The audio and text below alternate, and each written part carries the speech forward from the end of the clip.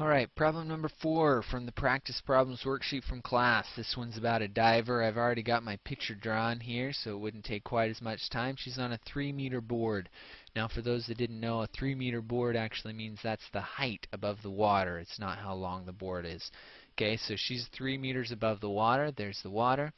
And she's going to spring upwards, which means she's going to go up like this, and then we know she's going to follow a parabola, go down like this.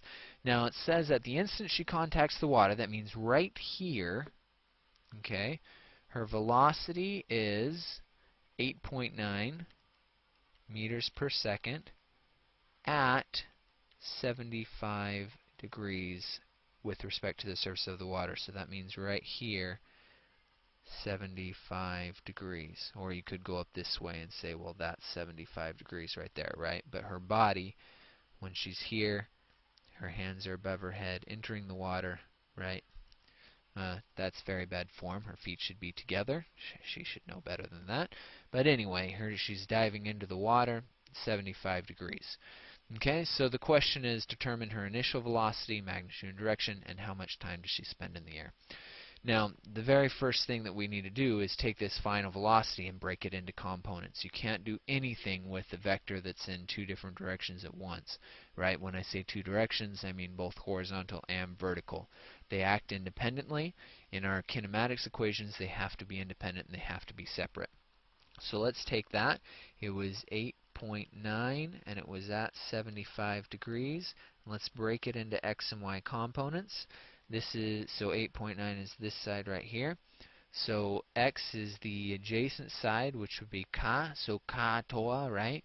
So we're going to go into our calculator and we're going to say, alright, let's go 8.9 cosine of 75, and that will give us 2.3.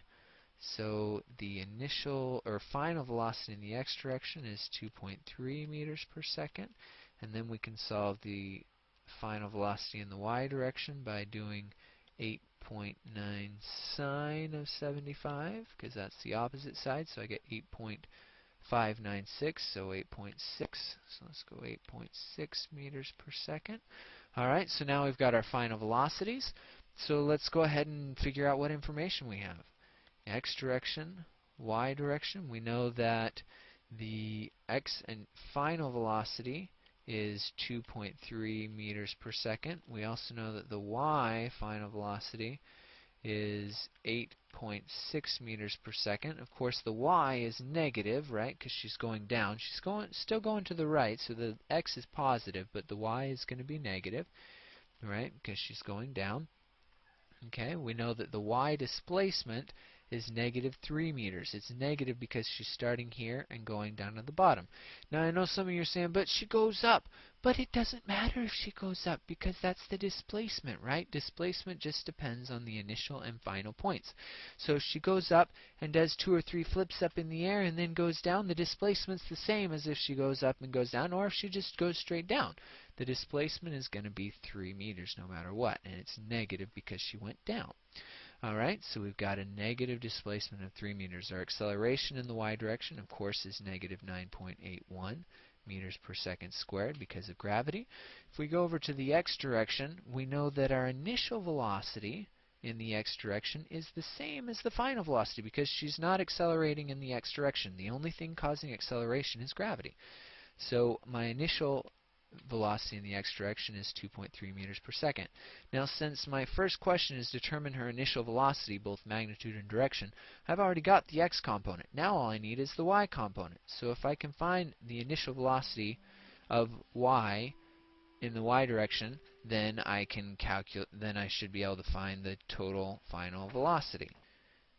Alright, so I'm going to use the equation v squared equals the initial velocity squared plus 2ax, because that's the information I have here. So we're going to go negative 8.6 squared is equal to the initial velocity squared plus 2 times negative 9.81 times negative 3. Alright, that's all vertical information. And so let's go ahead and put that into my calculator here. I'm going to go 8.6 squared. Alright, and then I'm I'm going to subtract from that the 2 times negative 9.81 times negative 3, right? Which will give me 15.1. So that means 15.1 is equal to the initial velocity squared. Take the square root of both sides, and the square root of 15.1 is 3.88. So we'll say 3.9 meters per second is the initial velocity. And this is, of course, vertical stuff. So this is 3.9 meters per second initial vertical velocity. So now that I take that, I can take the vertical velocity, which was 3.9, and I can take the horizontal velocity, which I already know to be 2.3, or sorry, that's not negative, it's positive 3.9. So let's put it right here, 3.9, and so then we'll put them together to get the total initial velocity. And so we'll do our Pythagorean theorem. We'll say the square root of 2.3 squared plus 3.9 squared, and we get 4.5. So initial velocity equals 4.5 meters per second. So that's A right there. And of course you can get the angle by doing the trig. So we'll do the inverse tangent of 3 opposite over adjacent, and we get 59 degrees. So at 59 degrees. And then we're ready for part B. To find the time in the air, let's use the y information again. Okay, and we just need to use one of the equations that has t in it. Probably the easiest one would be our standard equation, which is just the final velocity equals the initial velocity plus the acceleration times the time. Because we know that the final velocity we just calculated as being that's the initial velocity, would be 3.9 meters per second. The final velocity we had at the beginning, which was negative 8.6, and then plus negative 9.81 times t. So you subtract the 3.9, and so we'll have negative 8.6 minus 3.9. So we've got negative 12.5. So negative 12.5, I'm going to bring it up here, is equal to negative 9.81 t, which then we'll divide by negative 9.81.